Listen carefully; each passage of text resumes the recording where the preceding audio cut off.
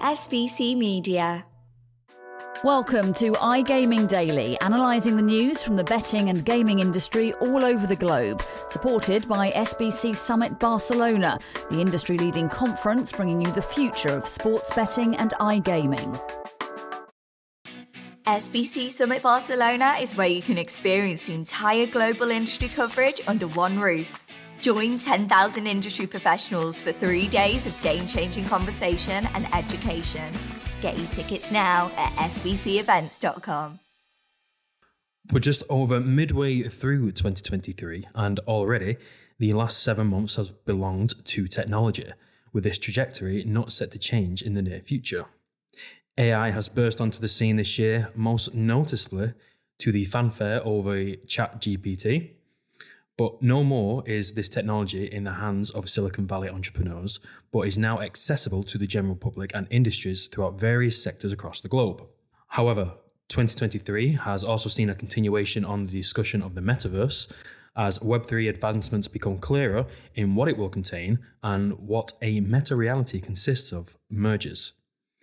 Joining me on today's episode of iGaming Daily, sponsored by SBC Summit Barcelona, is Craig Davies after his stint at hosting, which you did very well, may I add, and Danny Lee as we dissect the Casino Beat's latest 100 Club question that looks into what the next technological step could be to sweep the online casino industry. How are you both doing today?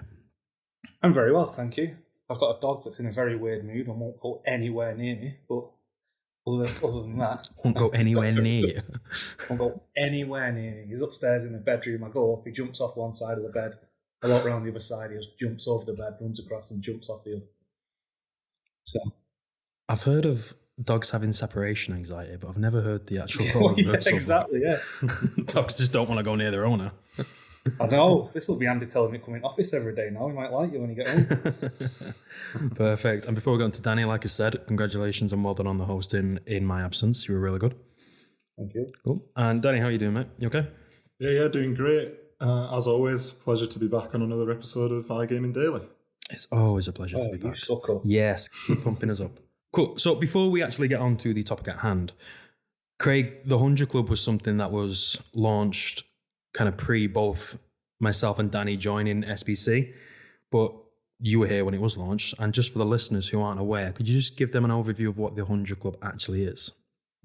Sure. So the 100 Club was kind of the baby of Stuart Darkin, who was the MD of the gaming side of SBC before he took on pastures new at Square in the Air. And the idea from the outset was to kind of field a question every month on any given topic. It's ended up staying very company specific, but industry specific, but the idea was that it could have been on any topic really, just to gauge industry reactions. It's since kind of morphed into something a bit bigger with the introduction of pathways, which I'm hopeful people, or at least some people listening might know about, and a number of other little bits and bats that we do alongside it now, just as we've built out over the years. But the crux of the 100 Club has remained this monthly question, as we aim for. We don't always stick to that. With us having 3 events in a month, for example, earlier this year, priorities have to take hold. But that was kind of the idea from the outset, just a vehicle to gauge industry perception on any given topic. Perfect. And just for the listeners who actually want to join the 100 Club, you can do by clicking on the link below in the description. Sign up and you'll get these monthly questions when they come, and you'll be able to contribute and provide answers and hopefully get published on the latest articles like the one we're going to be talking about today. So the latest question, I'll say out in full. What is the next technological step that could sweep across the online casino industry, and why?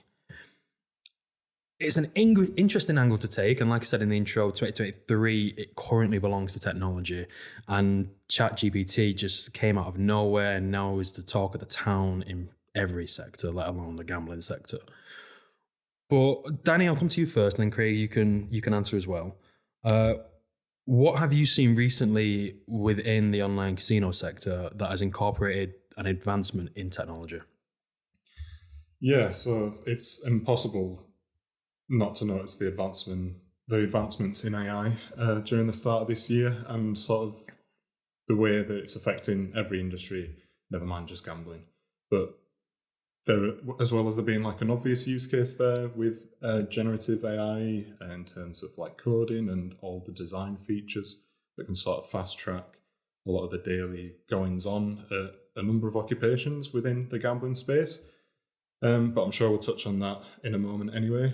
However, there is one thing I've noticed quite a few advancements in. It's maybe sort of what the first perception of AI was, going back decades ago, which is like the use of robotics. So not only do we have like robot croupiers that can then deal for like live casino titles, we've also now seen robot arms that control the cameras for live casino titles. So these advancements, just looking at that example, are even completing jobs like both in front of and behind the camera now. Mm-hmm. Perfect. Craig, anything on your end? So, I mean, a good couple of things that Danny's just mentioned. AI, I'll brush over because I think I'm going to go into that in a bit more depth in a few minutes. Blockchain still mentioned, although it's been mentioned for years. I mean, I know when I joined the industry, I think Latin America was the next big thing for what felt like 25 years. Yeah. So it's nice to see the ball rolling there now. I put blockchain in that similar category of LATAM a few years ago. VR interests me. I'm not quite sure why. I'm a bit of a skeptic. I'm aware the producer of this podcast will be sat there now thinking, yeah, it's because you're an old man. She likes to remind me quite a lot.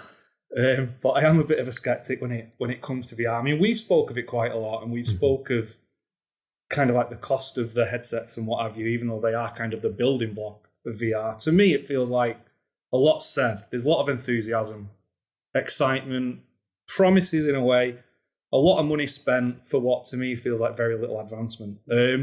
I did pick up one little ditty as I was doing some research for this podcast from Forbes, it was actually, which said VR headset sales were down 2% year on year last year to December 2022, falling to 1.1 billion.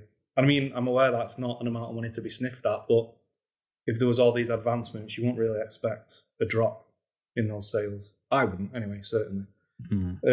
So to me, it'll be interesting what happens moving forward and the longer term implications for things like the metaverse. But VR does intrigue me a little bit, although, like I say, I am very much a skeptic. Getting back to the last couple of weeks, we've focused solely on slots. I'm sure you'll have something to say on this next things, James. Multiplayer slots interest me in that side of things. We've seen Hungry Bear make what look to be some pretty good advancements with their Slot Masters title. So I'm interested to see what else we see through the remainder of the year and beyond when it comes to multiplayer slots. Yeah, I've been an endless advocate that multiplayer slots are the way forward. Certainly in the near future, Hungry Bear and their Slot Masters is the best interpretation of a multiplayer slot we've seen attempted in the slot sector. So multiplayer is definitely something I'm looking forward to in terms of technological advancements and how they actually take inspiration from the video game counterpart. They're 10 years ahead of the iGaming industry in terms of what they do on the social side of stuff as well. So it'd be good to see how they kind of look towards the technology used in that sector and how they do utilize it in iGaming. On the VR point, again, I've mentioned this too many times. The metaverse and VR go hand in hand in a lot of instances. But I don't think we're going to touch too much on VR today because there's only so much you can say. But until the technology becomes a lot cheaper to utilize and becomes a lot more accessible for long form use, you're not going to see that much advancements, I don't think. Absolutely. But we'll actually look at one of the respondents to your latest 100 Club question. And that's Rafael De Gusto, the founder at Silverback Gaming. He commented that generative AI would be the next technological step. I need to stop like ruining that word. Technological step. There we go. So I just kind of want to expand a bit on that because I think it's quite an interesting area. So like generative AI is, I don't know if people are a fan of Marvel's Secret Invasion. I think that's what it's called. Their introduction was all constructed by AI Designs. You know, they created the intro to the show. And this is something that slot designers are now using, or slot companies are now using to generate ideas and slot designs by using a generative AI. I think it's a double-edged sword here, but it'd be interesting to hear your thoughts on it. So, Craig, if you want to maybe jump on that. I'm probably going to echo what you just said with the double-edged sword, just for a bit of background in case people haven't read. So, Raphael said that he could see it sweeping across the industry. It could revolutionise the industry. He gave a specific example from Silverback, in which I believe he said it cut down the production times of slots by 6 to 8 weeks. That was the streamlined process that they're now working on. To me, I agree with you. It can undoubtedly be used to develop new games. The AI algorithms and whatnot can analyze player behaviors, preferences. Can it create more entertaining and engaging games? I guess we'll see. Can it enhance things like personalization? Can it optimize game design? The flip side of this is it's highly competitive. How much differentiation can be done? That'll be interesting for me. How much differentiation can be achieved by using generative AI? I mean, one of the sticking points for me here, looking at this example specifically when it comes to design, how much human ingenuity, in a way, goes into this design process. It could create something fantastic. It could create something dull as dishwater.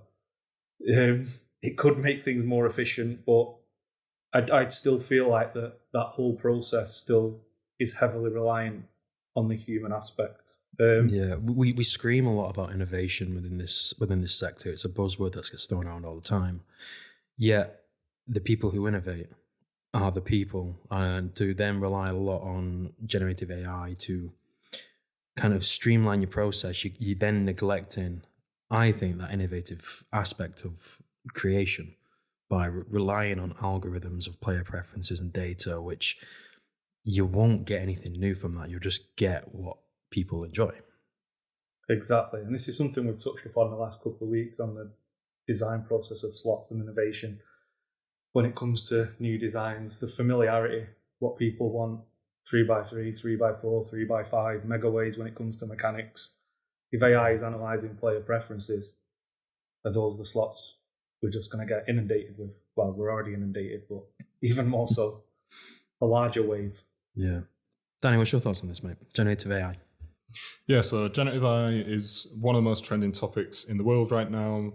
I mean, last year we had things sort of on the rise with like Davies that were producing images from text, and they looked okay, but they were pretty shoddy in general. To like now we've had such a rapid evolution of other models like Midjourney that are creating photorealistic images in a matter of seconds. So it's hard to spend sort of an hour on social media without finding like a new advancement in this space, which is pretty crazy if you ask me. But yeah, I think its impact on the industry is pretty apparent when you look at answers like Degusto's. Having AI sort of work out themes and designs is just allowing developers the ability to sort of skip out that initial design phase that, you know, is weeks by the looks of things. So it's essentially helping them churn out games quicker and more consistently. But like you said, and this kind of leads us on to another response, is if they're using these things to predict what players might want, are we just going to lead to a more saturated market? Mm-hmm. And I'll bounce off you there because you said it led on to another response, and I apologise, and I'm going to butcher this man's second name. I can do the first part. It's Thomas. Well, it's Thomas Kolbabek, I believe it might be, the CTO at Golden Whale. He went down the AI route, but he looked more at how it can strengthen predictive operations. Danny, you touched on it, so I'm going to bounce back to you. Can you just tell us a bit more on this? Yeah, it was a pretty interesting read, something that I hadn't really heard much about in the way that technology was advancing the gambling industry. So it was referred to as forward-looking predictive operations powered by AI, but I think I preferred Kolbabek's more sort of layman's terms around it, which is that it's equivalent to inventing the weather forecast. So it's basically a way for companies to input the abundance of player data that is out there from different operating systems and operational platforms to then apply that information to machine learning models in order to try and predict how player activity might change or evolve. basically what we were just talking about in terms of trying to predict what the player is going to want next rather than what they want right now. So it's definitely a great shout for the question in terms of what could be the next step to evolve the iGaming space and gambling in general, and one of many strings to AI's bow when it comes to evolving the industry. Because it's getting to the point now where AI is not only helping to create games, but deciding which games would be best to work on next. It'd be interesting to see how AI could be deployed from an operator standpoint. We looked at it from that supplier standpoint. Could AI be deployed in a way in future that when you analyse those player preferences, it tells you how to best maximise that lobby? But I don't think we can move on without mentioning, me and Danny spoke about this last week. Quick custom intelligence last week. We've got to mention this. I had to reread it a few times. They deployed a generative AI rules engine called Davies as their chief operating officer last week. Okay. So this is an aspect we've not even considered yet on this podcast. So it does specialize in such technologies, QCI, but the Davies, will be responsible for project management, task escalation. Let's talk about butchering words. And currently reads and processes all of the CEO's emails. So fairly, well, it's simplistic, but it's a pretty crazy thing to have deployed. And they've said it's empowered their team members by removing this additional management layer. So even that side of things, when you say remove an additional management layer, does it cause redundancies in that respect? Well, it could be a bit of an uproar, but it's an interesting little development other than what we've mentioned so far. yeah, and kind of tying it back to probably DeGusto's comments in the article. They're saying they streamline this by 6 to 8 weeks, and you've just mentioned that there's been AI's taking someone's job or a job vacancy. You've then got these designers on slots who will then kind of won't be needed because a generative AI could take control and design what a designer could create in a hell of a lot less time than an actual designer could. But then you are leading to less positions within the industry that are needed because AI can cover it. And I feel like you play a dangerous game. I think this is going a bit off topic in general, but just as AI overall, you play in a dangerous game when you rely too heavily on artificial intelligence. And there's a reason there's a lot of tech entrepreneurs or tech specialists, I would say, who are advocating for us to slow down on the use of AI and actually think about the dangers. Just because you can utilize this technology doesn't mean you should be able to utilize this technology. I think it's an important thing to consider going forward. I'm just cautious on the time, and I was going to, again, talking about butchering people's names, I was going to go on to Max Sevastianov, the Chief Operating Officer at BetBazaar. I feel like I nailed that, but if I didn't, I'm sorry. I was going to go on about, he mentions about VR and the crypto route. We've already just discussed it at the start of the show a little bit. So if anyone's interested in what he has to say, click on the link below to the Casino Beats 100 article. We're just going to round off this discussion though, because, and Craig, I'm going to come to you. Can you just dig into Jean-Pierre Herrera, the CEO at Live Solutions? I've definitely got that last one wrong. Kind of his response, as it's a little different to AI or the metaverse. Yeah, so we're kind of going into the live sector here a little bit. Of course, Live Solutions, it's right there in the name. It was kind of clear where he'd go. It kind of begins by going into slots, kind of echoing what I said a little bit earlier, kind of suggesting that not much can be done to differentiate products in that area. I mean, low-key suggesting that the future of fresh solutions lies in live. Looking at the player experience and social interaction, which we've touched on, he kind of elaborates on the physical infrastructures and potential frustrating waiting time for players in a physical environment. I know Danny touched on kind of automated robotic solutions earlier. I'd kind of look at it from the other side of the fence, kind of to what you've just said. Just because you can do these things, should you? Is the beauty of such things in a retail environment not the social aspect? Exactly. Would you want a robotic croupier, for example? So I'll only skip over that. I mean, I don't gamble, so therefore I don't play roulette or blackjack or any of those such things. But I'd argue that it would take away from the social avenue. And I think the social aspect is key with everything that could go on in a live space. That's, to me, would kind of be the key of the whole thing. I mean, you could argue that live possesses a few more innovative avenues to venture down than slots, but let's not misinterpret what I'm saying here. Slots are going to reign supreme. But yeah, that's all, guys. If you can improve speeds and all this kind of thing and improve the player experience, and if personalization aspects can come as a result of this, etc., etc., etc., great. But you've got to keep that social aspect.